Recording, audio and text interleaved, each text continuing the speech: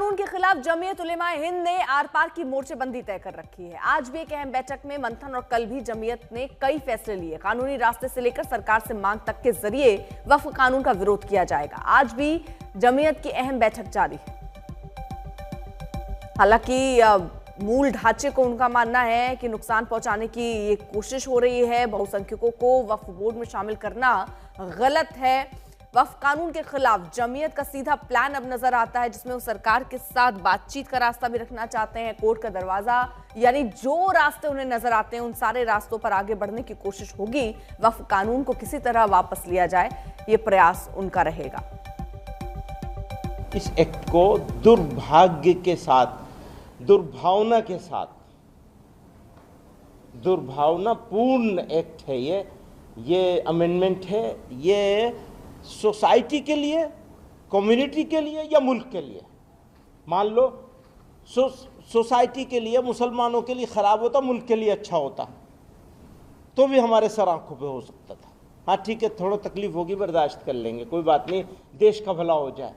ना देश के लिए, ना कॉमन सोसाइटी के लिए, इंडियंस के लिए, और ना ही मुसलमानों के लिए, किसी के लिए ये कानून सही नहीं है और इस तरह के अमेंडमेंट सही नहीं है।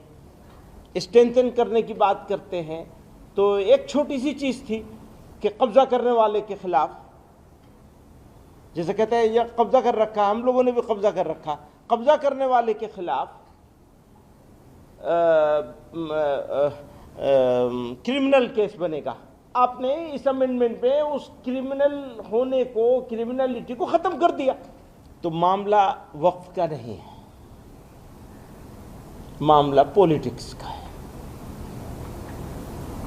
मुसलमानों के नाम पर, मुसलमानों के खिलाफ, मुसलमानों के लिए कभी हमदर्द बन के और कभी गाली दे के, हमदर्दी के पीछे भी गाली ही छुपी हुई है।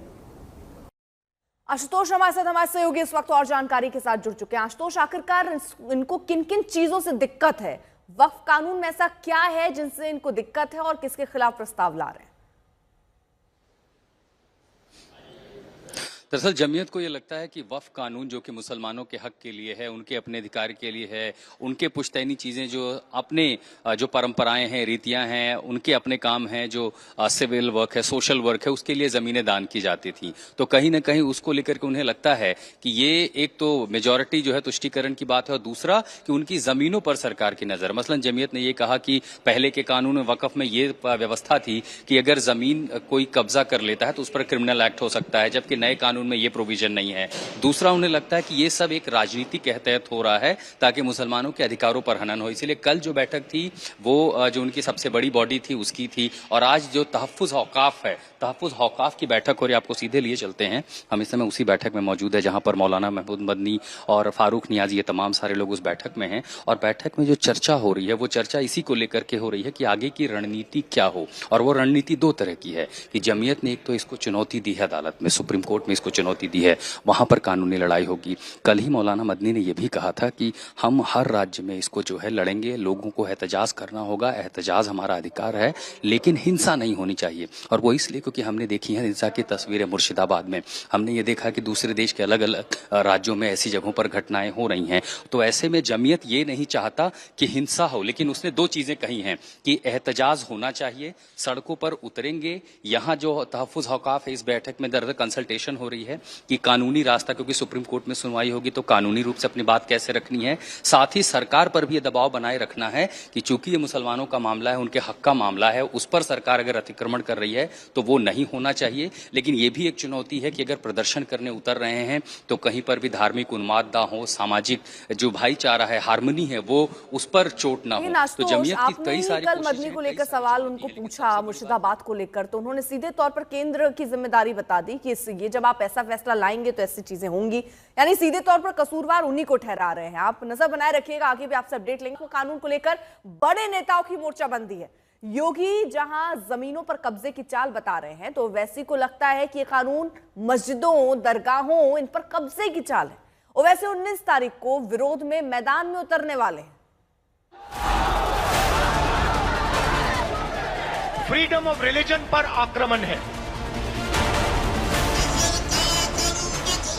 हम नहीं कह सकते कि हमारा प्रॉपर्टी लेने का हक किसी का नहीं है। मुसलमानों पर बीजेपी उनको शक की निगाहों से देखती है। जिस तरीके से वो बिल आया है उस बिल को हम लोग कभी स्वीकार नहीं कर सकते। सर्वाधिक कब्जा करते हैं, सरकार का डंडा है, सरकार उनको ठीक भी करती है, दुरुस्त भी करती है। वक्फ कानून पर जंग है, जबरदस्त है, जोरदार है, लगातार है। कानून तो बन गया मगर कानून पर सियासी जुनून उफान मार रहा है। दिल्ली से यूपी, यूपी से बंगाल तक सियासी चेहरे अपने मुहरे तलाश रहे हैं और इस तलाशी के सबसे बड़े तीरंदाज बनने की कोशिश कर रहे हैं असदुद्दीन ओवैसी। असदुद्दीन ओवैसी ये संदेश देने की कोशिश कर रहे हैं कि मुस्लिमों के सबसे बड़े खैर ख्वाह वही हैं, इसीलिए वक्फ कानून के खिलाफ उनकी आवाज बहुतों से ज्यादा बुलंद है। बीजेपी ने एक काले कानून को बनाया है और ये इस बात को बताता है कि मुसलमानों पर बीजेपी उनको शक की निगाहों से देखती है। ओवैसी वक्फ कानून के खिलाफ बहुत ज्यादा मुखर है। उनकी पार्टी के नेता सड़क पर विरोध प्रदर्शन कर रहे हैं और खुद ओवैसी सड़क से संसद तक कानून के खिलाफ प्रदर्शन कर रहे हैं। वक्फ कानून जिस दिन पास होना था उस दिन तो ओवैसी इतना आग बबूला थे कि उन्होंने बिल की कॉपी सदन में फाड़ दी। अफ्रीका में सफेद फार्म अफ्रीका के कानून को महात्मा गांधी ने कहा था कि ये मेरा कॉन्शियंस इसको मानता नहीं, मैं इस कानून को कबूल नहीं करता हूं। तो महात्मा गांधी ने क्या किया, उन्होंने उस कानून को फाड़ दिया। तो मैं गांधी की तरह इस कानून को फाड़ता हूं, ये अनकॉन्स्टिट्यूशनल है सर। जिस दिन से बिल पास हुआ है उसी रोज से ओवैसी कहते रहे हैं कि ये कानून असंवैधानिक है और इसे हर हाल में सरकार को वापस लेना चाहिए। इतना ही नहीं, ओवैसी तो वक्फ कानून के खिलाफ 19 अप्रैल को एक बहुत बड़ी सभा करने वाले हैं जिसमें वो तय करेंगे कि कानून के खिलाफ आगे किस तरह का प्रदर्शन या लड़ाई लड़नी है। असदुद्दीन ओवैसी के इन आरोपों का जवाब उत्तर प्रदेश के मुख्यमंत्री ने दिया और जोरदार दिया, ये बताते हुए कि नया वक्फ कानून गरीब मुसलमानों के मुकद्दर को बदलने वाला है, कि नए कानून में वंचित मुसलमानों की तरक्की का रोड मैप छिपा है।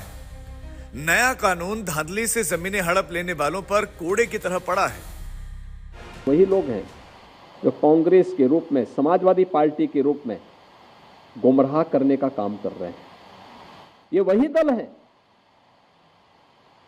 ये व्यवहारिक धरातल पर भी दलित और वंचितों का अधिकार छीनने के अधिकारी होते हैं। आप देखते होंगे कहीं दलितों की झोपड़ी पर, उनकी जमीन पर कब्जा करने वाले कोई लोग होंगे तो इन्हीं दलों से जुड़े हुए लोग होंगे। ये सर्वाधिक कब्जा करते हैं। योगी आदित्यनाथ का संदेश साफ है कि वक्फ के नाम पर जमीनों पर कब्जा करने वालों का काला धंधा अब नहीं चलेगा। अब नहीं होगा कि बगैर किसी खाता बही के किसी भी जमीन पर हक जता दिया जाए, और ये सब नहीं होगा इसलिए हिंसा की साजिश रची जा रही है। वक्फ के नाम पर लाखों एकड़ लैंड कब्जे की गई है और उनके पास कोई कागज नहीं, कोई राजस्व रिकॉर्ड नहीं, और राजस्व रिकॉर्ड नहीं तो सभी को वापस लेने की कार्रवाई, जब इस संशोधन विधेयक संसद में पारित हुआ है और अब इस पर कार्रवाई हो रही है तो इसके लिए हिंसा भड़काई जा रही है। वक्फ कानून पर शुरू हुआ घमासान बीतते समय के साथ तेज होता जा रहा है। विरोध की आवाजों में तिलमिलाहट है, तलखियां हैं और प्रदर्शनकारी अपने तेवर दिखा रहे हैं। दूसरी तरफ वक्फ के हक में भी आवाजें गूंज रही हैं। आज तक ब्यूरो।